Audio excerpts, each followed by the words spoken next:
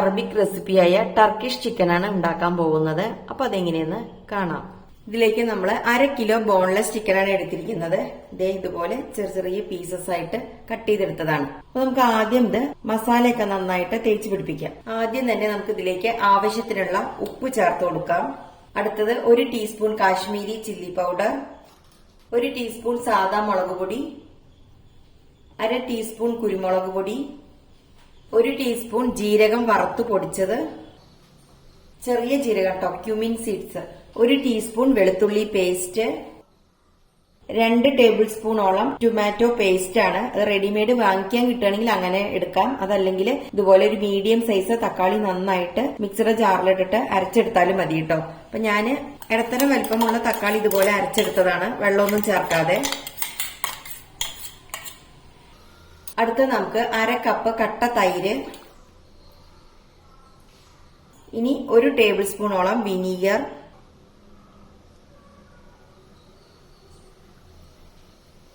ഇതെല്ലാം ചേർത്ത് നന്നായിട്ടൊന്ന് മിക്സ് ചെയ്ത് കൊടുക്കാം. തൈര് കുറച്ച് ലൂസായിരുന്നു കേട്ടോ, അത് കാരണമാണ് അത് ഇത്രയും വെള്ളം പോലെ ആയിരിക്കുന്നത്. നിങ്ങൾ എടുക്കുമ്പോ എപ്പോഴും കുറച്ച് കട്ട തൈര് എടുത്തോളൂ. ഉപ്പെല്ലാം കറക്റ്റ് ആണോ നോക്കട്ടെ. കുറച്ച് കുറവുണ്ട് കേട്ടോ, അപ്പം കുറച്ചുകൂടെ ഉപ്പ് ചേർക്കുന്നുണ്ട്. വീണ്ടും നല്ല പോലെ മിക്സ് ചെയ്ത് കൊടുക്കാം.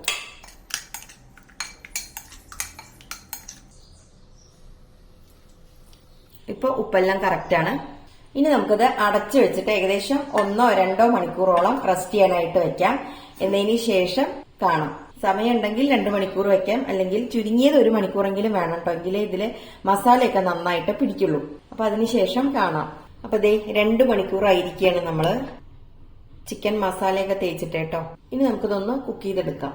ഇനി നമുക്ക് ഇതുപോലെ ഒരു പാൻ എടുക്കാം. സ്റ്റൗ കത്തിച്ച് പാൻ നന്നായിട്ട് ചൂടാവട്ടെ കേട്ടോ. പാൻ നന്നായി ചൂടായി കഴിയുമ്പോൾ നമുക്ക് കുറച്ച് ഓയിൽ ഒഴിച്ചു കൊടുക്കാം. ഞാനിവിടെ സൺഫ്ലവർ ഓയിലാട്ടോ എടുത്തിരിക്കുന്നത്. കുറച്ച് മതി. 4 ഭാഗത്തോട്ടും ഈ എണ്ണ ഒന്ന് സ്പ്രെഡ് ചെയ്ത് കൊടുക്കാം. അപ്പൊ ഓയിൽ നന്നായി ചൂടായി. നമ്മൾ ഇനി ചിക്കൻ ഇതിലോട്ട് ഇട്ട് കൊടുക്കാം.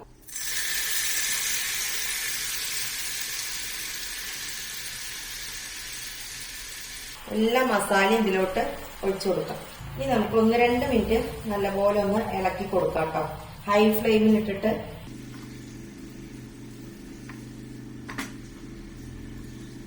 രണ്ട് മിനിറ്റ് കഴിഞ്ഞപ്പോ കണ്ടില്ലേ ചിക്കന്റെ കളറൊക്കെ ഒന്ന് മാറി തുടങ്ങിയിട്ടുണ്ട്. നമ്മളിപ്പോ ഹൈ ഫ്ലെയിമിലാട്ടോ ഇട്ടേക്കുന്നത്. 2 മിനിറ്റ് ആയി. ഇനി നമുക്ക് ഗ്യാസിന്റെ ഫ്ലെയിം ഒരു മീഡിയം ടു ലോയിലോട്ടാക്കാം. എന്നതിന് ശേഷം അടച്ചു വെച്ചിട്ട് ഈ ചിക്കൻ വേവുന്നിടം വരെ നമുക്ക് ഏകദേശം ഒരു 10-15 മിനിറ്റോളം വേണ്ടി വരും. അതുവരെ നമുക്കിത് കുക്ക് ചെയ്തെടുക്കാം. നല്ല പോലെ വേവണം കേട്ടോ. അതുവരെ നമ്മൾ ഇതിങ്ങനെ കുക്ക് ചെയ്തെടുക്കാം. ഇടയ്ക്കിടയ്ക്ക് ഒന്ന് ഇളക്കി കൊടുക്കുകയും വേണം. കുറച്ചൊരു ഡ്രൈ ആക്കിയിട്ട് വേണം എടുക്കാൻ. അപ്പൊ ഒരു 15-20 മിനിറ്റ് കഴിഞ്ഞിട്ട് കാണാം. അപ്പൊ ഇത് ഏകദേശം ഒരു 15-20 മിനിറ്റ് ആയി. ചിക്കൻ റെഡി ആയിരിക്കുകയാണ്. നല്ല പോലെ വെന്തിട്ടുണ്ട് കേട്ടോ.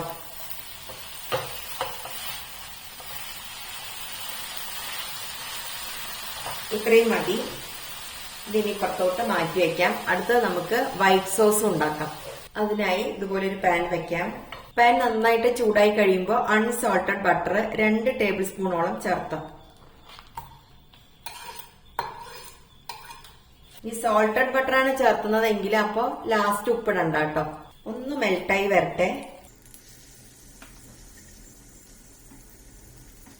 മെൽട്ടായി വരുമ്പോൾ നമുക്ക് ഇതിലോട്ട് 2 ടേബിൾ സ്പൂൺ മൈദ ചേർത്ത് കൊടുക്കാം. അതിനുശേഷം ഒരു 2-3 മിനിറ്റ് നമുക്ക് ഇതുപോലെ ഒന്ന് ഇളക്കി കൊടുക്കാം. ആ മൈദയുടെ ആ ഒരു പച്ചമണമൊക്കെ ഒന്ന് മാറുന്നിടം വരെ കേട്ടോ. ഗ്യാസിന്റെ ഫ്ലെയിം സിമ്മിലാണ് കിടക്കുന്നത്. നമ്മള് പാസ്ത ഒക്കെ ഉണ്ടാക്കുമ്പോ ഈ വൈറ്റ് സോസ് ഉണ്ടാക്കില്ലേ, അതേ രീതിയിൽ തന്നെ കേട്ടോ ഇതിലും നമ്മൾ ചെയ്യുന്നത്. ഇത്രയും മതി. ഇനി നമുക്ക് ഇതിലോട്ട് 1.5 കപ്പ് പാല് ഒഴിച്ചു കൊടുക്കാം.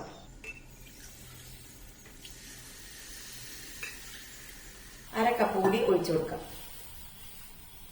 ഇതിന് ശേഷം നല്ലപോലെ ഒന്ന് മിക്സ് ചെയ്ത് കൊടുക്കാം.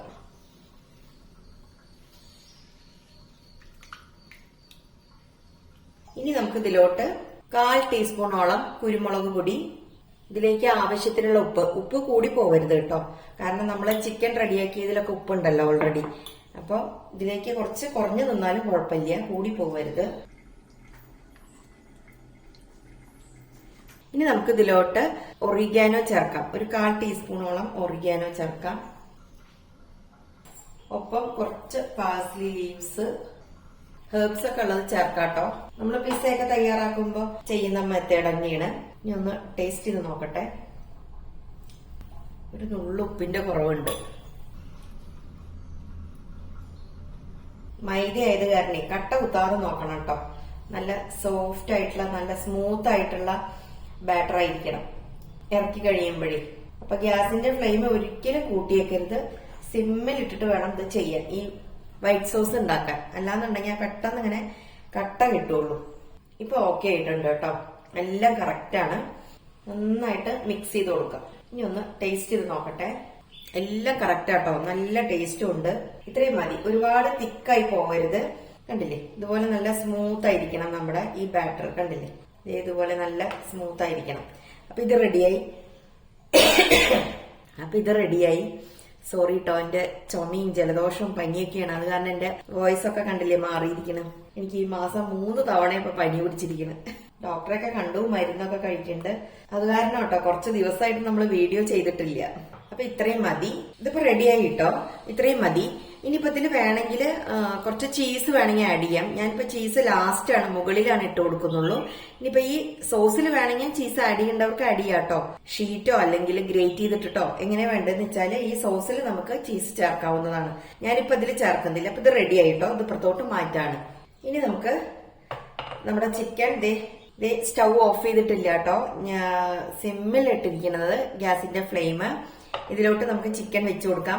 സാധാരണ നമ്മൾ ഹോട്ടൽസിലൊക്കെ പോയിട്ട് ഈ ടർക്കിഷ് ചിക്കനൊക്കെ ഓർഡർ ചെയ്യുകയാണെങ്കിൽ നമ്മൾ ഈ സിസ്ലർ പാൻ ഇല്ലേ, അതിലാണ് നമുക്ക് മുന്നിൽ ഇങ്ങനെ കൊണ്ടുവന്ന് വെക്കുക. അതായത് സിസ്ലർ ബ്രൗണിയൊക്കെ നമ്മൾ പുറത്തുനിന്ന് കഴിക്കുമ്പോൾ ഈ ഇരുമ്പിന്റെ നല്ല കനുള്ള ഒരു പാത്രം ഉണ്ടാവും, അതിലാണ് ഈ ബ്രൗണി സെറ്റ് ചെയ്ത് തരിക നമുക്ക്, ഐസ്ക്രീം ഒക്കെ ആയിട്ട്. അപ്പൊ ഇങ്ങനെ അതിലിങ്ങനെ ചോക്ലേറ്റിന്റെ സിറപ്പൊക്കെ ഒഴിക്കുമ്പോൾ ഇങ്ങനെ നല്ലോണം പുക വരില്ലേ, അതുപോലെ നല്ല ചൂടായിരിക്കണ ഒരു പാനാണ് ഈ സിസ്ലർ പാൻ. അതിലാണ് നമുക്കിത് സെറ്റ് ചെയ്യുക. അപ്പൊ നമ്മൾ അതിലല്ല, നമ്മളിത് ഇതുപോലെ നമ്മുടെ ഈ കടായിൽ തന്നെയാണ് നമ്മൾ ചെയ്യുന്നത് കേട്ടോ. അപ്പൊ ഇതുപോലെ ഒന്ന് സ്പ്രെഡ് ചെയ്ത് കൊടുക്കാം.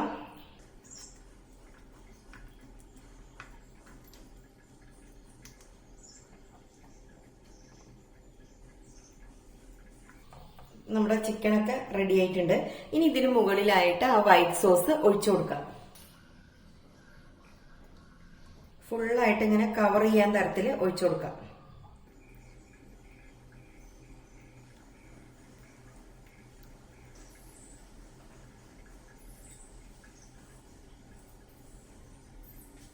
ഇനി ഇതിന് മുകളിലായിട്ട് ചീസ് ഉണ്ടല്ലോ, മൊസറല്ല ചീസാണ് കേട്ടോ. ഇതുപോലെ ചെറിയ പീസസ് ആയിട്ട് ഇങ്ങനെ പാക്കറ്റിൽ മേടിക്കാൻ കിട്ടും. ഇത് കണ്ടോ, ഈ ഒരു പാക്കറ്റ് ആട്ടോ, മിൽക്കി മിസ്റ്റിന്റെയാണ് ഞാൻ മേടിച്ചിരിക്കുന്നത്. അത് ഇതിന് മുകളിലായിട്ട് ഒന്ന് സ്പ്രെഡ് ചെയ്ത് കൊടുക്കാം. ചീസൊക്കെ നന്നായിട്ട് ഇടണം കേട്ടോ, എങ്കിലാണ് നല്ല ടേസ്റ്റ് ഉണ്ടാവുള്ളൂ. ഇത് നമുക്ക് മെയിൻ കോഴ്സ് ആയിട്ടും കഴിക്കാം, അതല്ലെങ്കിൽ റോട്ടിയുടെ കൂടെ ചപ്പാത്തിയുടെ കൂടെ ഒക്കെ കഴിക്കാം കേട്ടോ.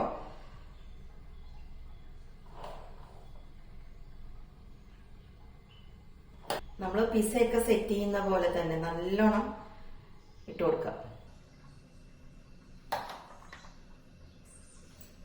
അടുത്തത് ഇതിന് മുകളില് ചില്ലി ഫ്ലേക്സ് ഇട്ട് കൊടുക്കാം. ഇതൊക്കെ വേഗം ചെയ്യണം കേട്ടോ, ഇല്ലാന്നുണ്ടെങ്കിൽ ഇതെല്ലാം സെറ്റ് ചെയ്ത ശേഷം സ്റ്റൗ കത്തിച്ചാൽ മതി. ഇതുപോലെ ചില്ലി ഫ്ലേക്സ് കുറച്ചിടാം. അതിനുശേഷം വീണ്ടും ഹെർബ്സ് ഇട്ട് കൊടുക്കാം. ഒറിഗാനോ ഇടാം. ഇതൊക്കെ എന്തായാലും ഇടണം കേട്ടോ, എങ്കിലാണ് ഇതിന്റെ ആ കറക്റ്റ് ടേസ്റ്റ് കിട്ടുള്ളൂ. ഏറ്റവും ലാസ്റ്റ് കുറച്ച് മല്ലിയില കൂടി ഇട്ട് കൊടുക്കാം.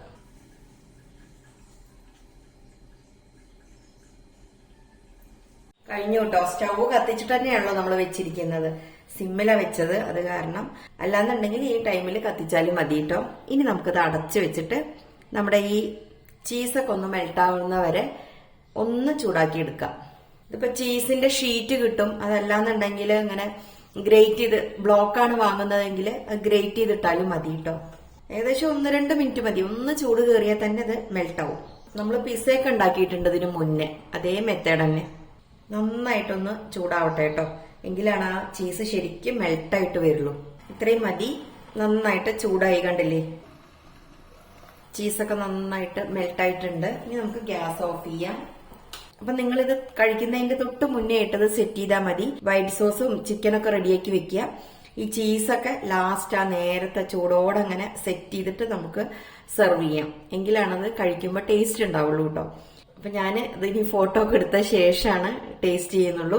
അപ്പൊ ഇതുപോലെ എല്ലാവരും ഉണ്ടാക്കി നോക്കൂ. ഈ പറഞ്ഞ പോലെ ഇത് മെയിൻ കോഴ്സ് ആയിട്ടും കഴിക്കാം. അതല്ലാന്നുണ്ടെങ്കിൽ നിങ്ങൾക്ക് ചപ്പാത്തിയോ റൊട്ടിയോ അല്ലെങ്കിൽ പൊറോട്ടയുടെ കൂടെ ഒക്കെ കഴിക്കാം കേട്ടോ. ബ്രെഡിന്റെ കൂടെ ഒക്കെ കഴിക്കാം. റൈസിന്റെ കൂടെ വേണമെങ്കിലും കഴിക്കാം. അപ്പോൾ എല്ലാവരും ഉണ്ടാക്കിയിട്ട് ഫീഡ്ബാക്ക് ഒക്കെ അറിയിക്കണേ. വീഡിയോ കണ്ട് ഇഷ്ടമായെങ്കിൽ ഒന്ന് ലൈക്ക് ചെയ്യാനും സബ്സ്ക്രൈബ് ചെയ്യാനും ഷെയർ ചെയ്യാനും ആരും മറക്കരുത്. വീണ്ടും നല്ല നല്ല റെസിപ്പിയുമായി വരുന്നതുവരേക്കും ബായ്.